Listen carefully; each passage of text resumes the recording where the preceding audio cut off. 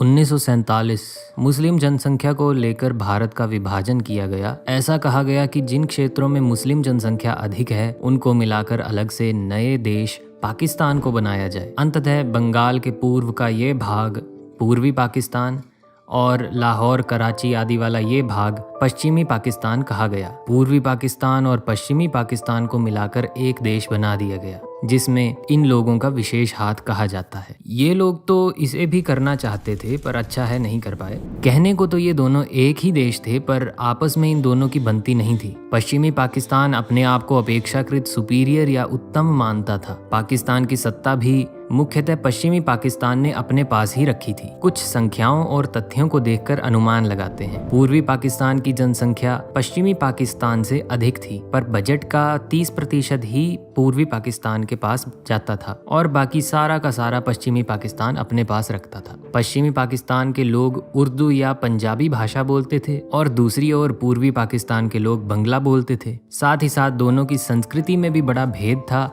और इस कारण से दोनों की आपस में बनती नहीं थी। पश्चिमी पाकिस्तान वाले अपने आप को उच्च मानते थे और इसी कारण से इन दोनों की आपस में बनती नहीं थी। सांस्कृतिक भिन्नताओं के कारण आपस में जुड़ाव नहीं हो पाया, उल्टा द्वेष ही हो गया। यही कारण था कि पश्चिमी पाकिस्तान ने बंगला को ऑफिशियल लैंग्वेज तक नहीं बनाया था और सारा काम उर्दू में ही करना पड़ता था। ऐसे में जो केवल बंगला जानने वाले थे उन्हें परेशानी होती थी, चाहे उनकी जनसंख्या अधिक थी। अब ऐसे में 3 ही मार्ग बचते हैं, या तो सांस्कृतिक रूप से बदल जाओ, पराधीन हो जाओ जैसे कि भारत के युवा आजकल कर रहे हैं, या फिर आर्थिक और सत्ता के दृष्टिकोण से दूसरे के अधीन हो जाओ पर संस्कृति को बचाने का प्रयास करो। और तीसरा मार्ग ये है कि अपनी भाषा, संस्कृति और धर्म को गर्व के साथ आगे लेकर चलेंगे और सत्ता तथा अर्थ को भी अपने नियंत्रण में ही रखेंगे। तो पूर्वी पाकिस्तान वाले लोगों ने विरोध किया और स्वशासन की मांग की और पश्चिमी पाकिस्तान को उनके क्षेत्र में दखल देने से मना कर दिया। उन्होंने बंगाली नेशनलिस्ट पार्टी बनाई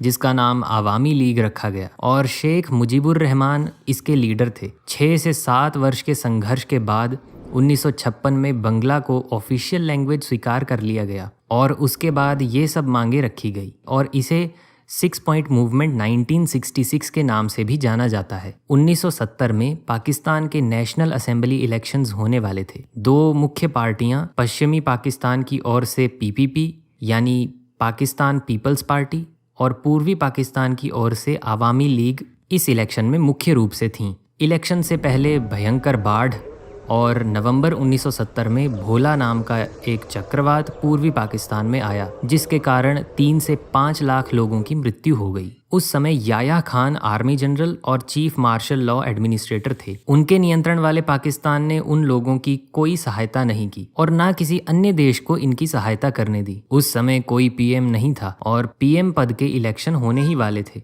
इलेक्शन हुए और बहुमत के साथ पूर्वी पाकिस्तान वाली आवामी लीग जीत गई। ये देखकर पूर्वी पाकिस्तान वालों को लगा कि अब तो हमारे अच्छे दिन आ गए, पर ऐसा हुआ नहीं क्योंकि पश्चिमी पाकिस्तान वाले नेताओं को पूर्वी पाकिस्तान के नेता के अधीन रहना और उससे शासित होना स्वीकार नहीं था। इसलिए पहले तो नेशनल असेंबली की इनॉग्रेशन को पोस्टपोन कर दिया गया और फिर उसके बाद आर्मी जनरल याया खान ने दोनों पार्टियों के नेताओं को जेल में डाल दिया। जैसे ही मुजीबुर रहमान को जेल में डाला गया तो पूर्वी पाकिस्तान के लोगों को ये ठीक नहीं लगा और वे भड़क गए तथा दंगे करने लगे। पाकिस्तान की आर्मी ने दंगे रोकने के लिए फायरिंग की और बहुत से लोग मारे गए। पूर्वी पाकिस्तान के लोगों ने अब ठान लिया कि इस तानाशाही सरकार की अब और नहीं चलने देंगे और आवामी लीग ने मार्च 1970 से एक गवर्नमेंट के जैसे पूर्वी पाकिस्तान में काम करना प्रारंभ कर दिया और पूर्वी पाकिस्तान को पाकिस्तान से अलग घोषित कर दिया। अब ये सब घटनाएं जब पूर्वी पाकिस्तान में हो रही थीं तो उन्हें रोकने के लिए पाकिस्तानी आर्मी ने मानवता से रहित ऑपरेशन सर्चलाइट शुरू किया जिसमें पाकिस्तान ने अपने ही देशवासियों पूर्वी पाकिस्तान के लोगों को मारना, लूटना और रेप करना शुरू कर दिया। 3 से 5 लाख लोग मारे गए, उन्हें लूट लिया गया और 3 से 4 लाख महिलाओं का रेप कर दिया गया। ये सब करके पूर्वी पाकिस्तान के लोगों के मन में पाकिस्तानी आर्मी डर डालना चाहती थी और उनका मनोबल तोड़ना चाहती थी।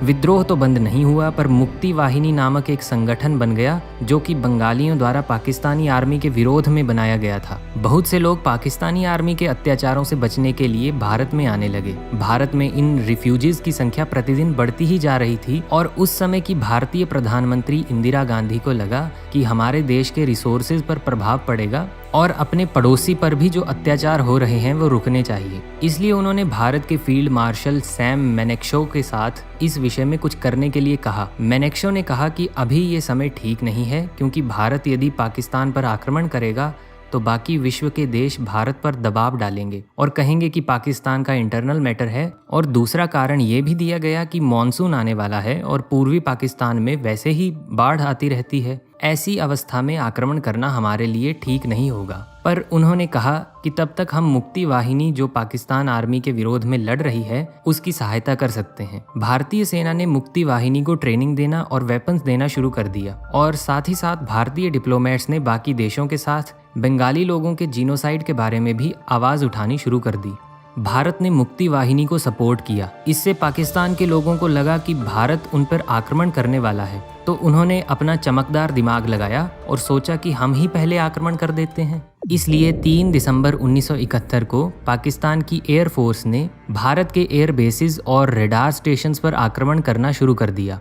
उन्होंने भारत के पंजाब, जम्मू कश्मीर, उत्तर प्रदेश, हरियाणा, पठानकोट, अमृतसर, श्रीनगर, अवंतीपुर, आगरा और अंबाला इत्यादि क्षेत्रों में जो एयर बेसिस थे उन पर आक्रमण कर दिया, पर कुछ खास हानि नहीं पहुंचा पाया। फिर भारत ने उन्हीं एयर बेसिस का यूज करके पाकिस्तान पर आक्रमण किया। अब पाकिस्तान ने 3 दिसंबर को भारत पर जो आक्रमण किया था उससे भारत को पलटवार करने का अवसर दे दिया। अब बाकी देश भारत को तो दोषी नहीं ठहरा सकते थे, क्योंकि पहल तो पाकिस्तान ने की थी। भारत ने अपनी आर्मी, एयरफोर्स और नेवी का प्रयोग करते हुए केवल 13 दिन में ही युद्ध को जीत लिया। 4 दिसंबर को पाकिस्तान के लगभग 2500 सैनिकों, 30 से 40 टैंक्स और 4 हंटर एयरक्राफ्ट्स ने राजस्थान के लोंगेवाला पोस्ट पर आक्रमण किया। भारत मुख्यतः पूर्वी सीमा पर अधिक सैनिक नियुक्त कर चुका था, इसलिए पश्चिमी सीमा पर कम सैनिक थे और लोंगेवाला पोस्ट पर केवल 120 सैनिक ही थे। रात भर इन 120 सिपाहियों ने उनकी लगभग 2500 से 2800 की सेना का डटकर सामना किया। माइंस लगाकर उनके कई टैंक उड़ा दिए। अलग अलग प्रकार से पाकिस्तान की सेना को भ्रम में डालकर सुबह तक रोक के रखा और सुबह होते ही भारत की वायुसेना वहां पर पहुंच गई और पाकिस्तान की सेना को तबाह कर दिया। आज भी भारत के कुछ म्यूजियम्स में पाकिस्तान के टैंक्स रखे हुए हैं। इसके बाद भारतीय नेवी ने ऑपरेशन ट्राइडेंट किया, जिसमें हमारी नेवी ने कराची पोर्ट को तहस नहस कर दिया। बहुत सी पाकिस्तानी शिप्स डूब गईं। यह 4 दिसंबर के दिन किया गया था और इसी दिन को नेवी डे भी मनाया जाता है। इसके बाद इंडियन नेवी ने पूर्वी पाकिस्तान के चिट्टगांव पोर्ट को अपने कब्जे में ले लिया था। भारत की इस जीत में स्पेशली पूर्वी पाकिस्तान में जो एयर स्ट्राइक्स की गई थी उसमें INS विक्रांत, जो कि एयरक्राफ्ट कैरियर है, उसने बहुत सहायता की थी। तो पाकिस्तान की सेना INS विक्रांत को अटैक करना चाहती थी, क्योंकि उसने उनकी नाक में बहुत दम किया था। इसके लिए उन्होंने PNS गाजी, जो कि USA से लिया था, उसको भेजा। पर भारतीय सेना को इसका पहले ही पता चल गया और उन्होंने INS विक्रांत को बचा लिया और INS राजपूत की मदद से PNS गाजी को बड़ी ही चालाकी के साथ डुबा दिया। ये एक बहुत ही रोमांचक किस्सा है। इसके बारे में कुछ मूवीज भी शायद बन चुकी हैं। पाकिस्तान लगातार हर मोर्चे पर हारता जा रहा था, इसलिए उसको USA से सहायता मांगनी पड़ी। USA ने पाकिस्तान की सहायता के लिए अपनी न्यूक्लियर वेपन से इक्विप्ड नेवी को बे ऑफ बंगाल में भेज दिया और यूनाइटेड किंगडम ने भी अपनी नेवी को पाकिस्तान की ओर से भेज दिया। लेकिन भारत ने भी रशिया की सहायता मांग ली और रशिया ने अपनी न्यूक्लियर वेपन से इक्विप्ड नेवी को भारत की सहायता के लिए वहां पर भेज दिया। इस तरह जब दोनों तरफ का पलड़ा बराबरी का हो गया तो USA और UK भारत के विरोध में कुछ नहीं कर पाए। इस तरह हमारी थल, जल और नभ सेना ने तीनों ने मिलकर शूरवीरता दिखाई और केवल 13 ही दिनों में यानी 16 दिसंबर को ढाका को जीत लिया और पाकिस्तान की आर्मी को, जो कि अपने ही लोगों पर अत्याचार कर रही थी, उसे सरेंडर करने पर मजबूर कर दिया। और हमारे लेफ्टिनेंट जनरल JS अरोरा के सामने पाकिस्तान के commander lieutenant general AK Niazi ने 93,000 सैनिकों के साथ सरेंडर किया और इस तरह पूर्वी पाकिस्तान अब बांग्लादेश के नाम से एक नया देश बन के उभरा। और 12 जनवरी 1972 को शेख मुजीबुर रहमान इसके प्रधानमंत्री बने। उधर पश्चिमी पाकिस्तान में आर्मी जनरल याया खान ने रिजाइन कर दिया और पीपीपी के लीडर